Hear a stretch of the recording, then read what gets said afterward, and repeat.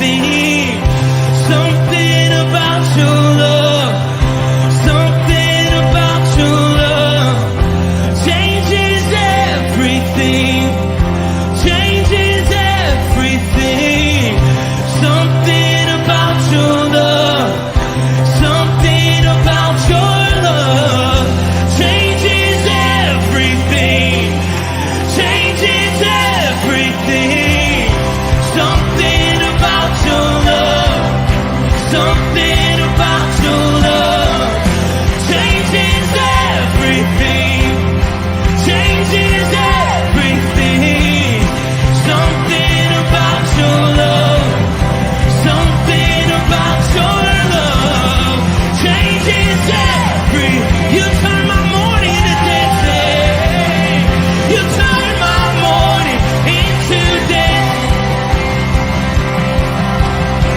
You turn my morning into dancing. You turn my morning into dancing. 'Cause your love changes everything. Your love changes everything. You turn my morning into dancing. You turn my morning into dancing. You turn my morning into dancing. 'Cause your love changes everything. Your love changes everything.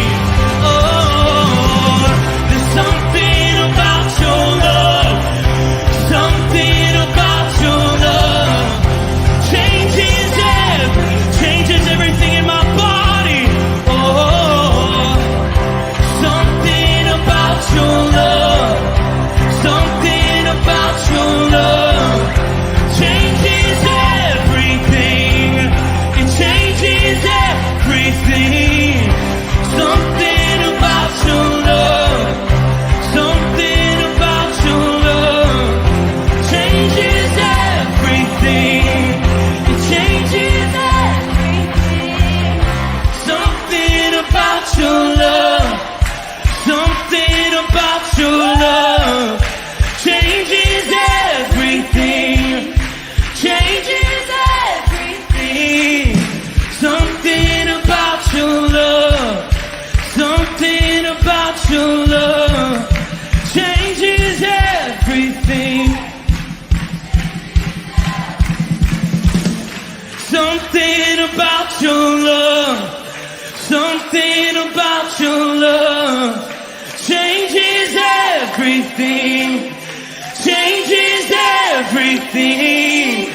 Something about your love, something about your love changes everything, changes everything. Something about your love, something about your love changes everything. You turn my morning into dancing. You turn my morning into dancing. You turn my morning into dancing. You turn my morning into dancing. You turn my morning into dancing. Something about your love, something about your love changes everything. Good morning, Firmly Rooted family. Pastor Tom, Firmly Rooted Ministries. Happy Wednesday morning. Looks like we're going to have a nice day today. And just want to thank all of you who helped out anywhere from last week to Sunday to yesterday, helping unload things and get things moved. We are like there. We believe we've got the event center empty. We've got the office empty. We do have some organizing to do here, but man, we couldn't have done it without you. So thank you, thank you, thank you for everybody who has helped. I'm doing the devotion here from the new office, and that's exciting. And I just realized Aaron must have put a link for Freedom Church in StreamYard, and I accidentally clicked on it. Sorry for those of you from Freedom. I didn't mean to be broadcasting to your Facebook page. Okay, I'll be more careful. But they must have done that yesterday as they were setting some things up for Sunday. Let's say hi to a few people, and we're going to dig into Hebrews chapter 11, which is the faith chapter. Chuck B, good morning, family. Ken Gooch, good morning. Me. I'm on all the sites. By the way, we're live on Facebook, YouTube, X, and Rumble. Dr. Colleen, good morning. And thank you for you and Mark being the first two to come up to the window and say hi. And so now it's on. Game's on. So just be watching. I'll be there soon. Trish, good morning. Connie, good morning. Bert Reggiani, good morning. Steve Giroux, good morning. Jody Glenn, good morning. Karen Thompson, good morning. Shane, good morning. We got a lot of people on board. And again, sorry to Freedom for using your your Facebook page. But at any rate, we're looking at Hebrews chapter 11, and I guess I got to stop being here on Tuesday when Aaron has devotions, because we start talking before you know it.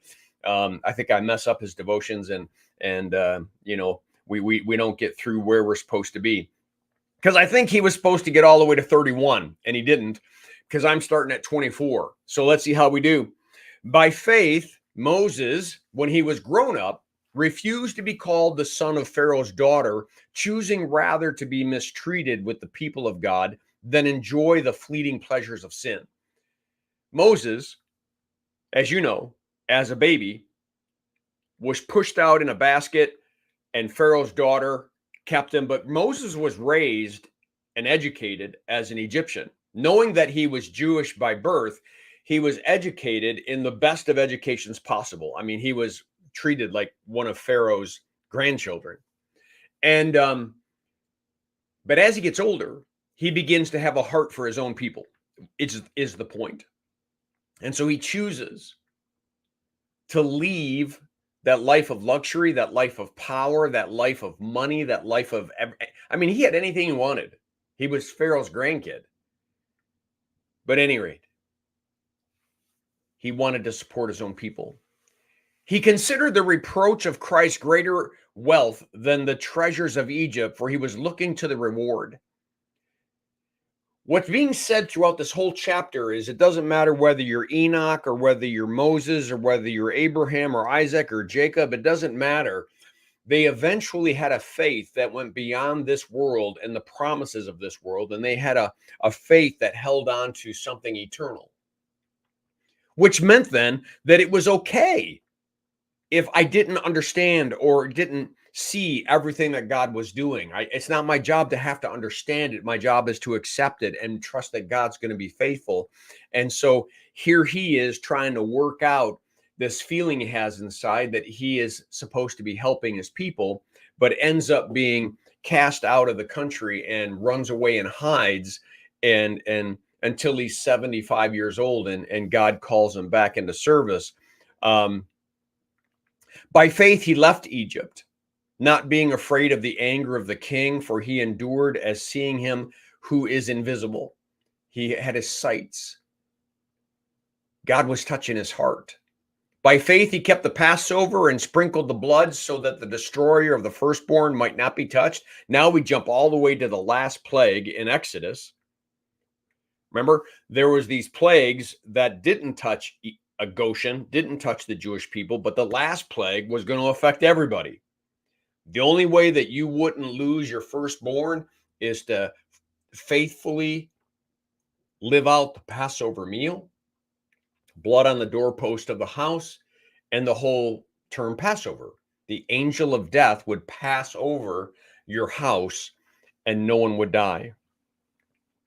By faith, the people crossed the Red Sea as on dry land, but the Egyptians, when they attempted to do the same, were drowned, right? God caused the water to come down on them. Now we jump all the way past the years of wandering in the desert. By faith, the walls of Jericho fell down, and they had been encircled for 7 days. Remember, going around one time a day, and then on the seventh day going around 7 times, and then blowing the trumpets, and all of a sudden an earthquake and all the building and the walls fall down. By faith, Rahab, the prostitute, did not perish with those who were disobedient because she had given a friendly welcome to the spies. She believed in this God of these Jewish people that were coming, and she ends up being protected by them and ends up becoming part of them. And what more shall I say? For time would fail me to tell of Gideon and Barak and Samson and Jephthah and David and Samuel and the prophets, who through faith conquered kingdoms, enforced justice, obtained promises, stopped mouths of lions, quenched the power of fire, escaped the edge of the sword, were made strong out of weakness, became mighty in war, put foreign armies to flight. Women received back their dead by resurrection. Some were tortured, refusing to accept release so that they might rise again to a better life. Others suffered mocking and flogging and even chains and imprisonment. Whoa. They were stoned. They were sawn in two. They were killed with the sword. They went about in skins of sheep and goats and destitute, afflicted and mistreated, of whom the world was not worthy, wandering about in the desert and mountains and in dens and caves in the earth. God's people, you and me, included in this list. Life is not always easy. The path is not always smooth. But even if we walk through the valley of the shadow of death, he's going to be with us. We have nothing to fear. Even if the whole world should change, he's still our refuge and strength. He's going to guide us. And that ultimately we're going to be at a table in the heavenly realms. This is what the faithful understood. Even as they were walking through the darkest times of their lives, they just understood that God was with them and that he's faithful and he doesn't change. He's not lying. So he will fulfill his promises. He will do what he says. And boom, they push through and they push through. 39, and all these, this whole list, though commended through their faith, did not receive what was promised. They're not the ones who entered into the promised land. They're not the ones that saw the birth of the Savior. They're not the ones who saw it, but they believed it. They held on to it, even though it wasn't something they saw with their own eyes. So all these, though commended through their faith, did not receive what was promised, since God had provided something better for us, that apart from us, they should not be made perfect. Let me get myself out of here.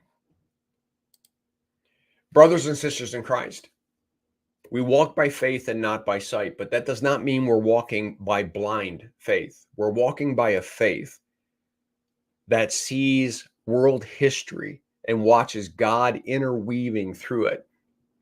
We see him interweaving through the lives of his people and trust that he's weaving in through our lives and our lives at Firmly Rooted and this ministry that we have here in Oxford and down in Greendale, Indiana.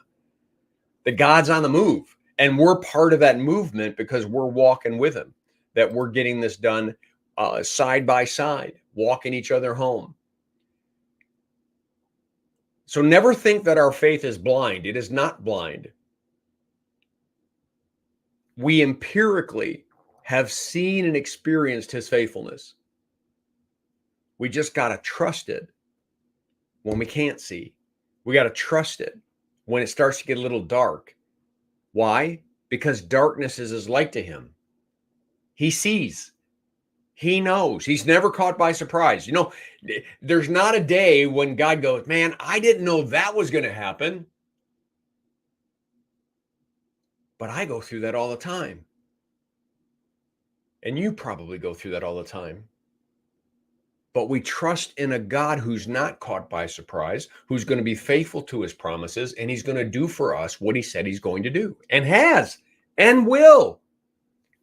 That's the promise. That's the promise we have.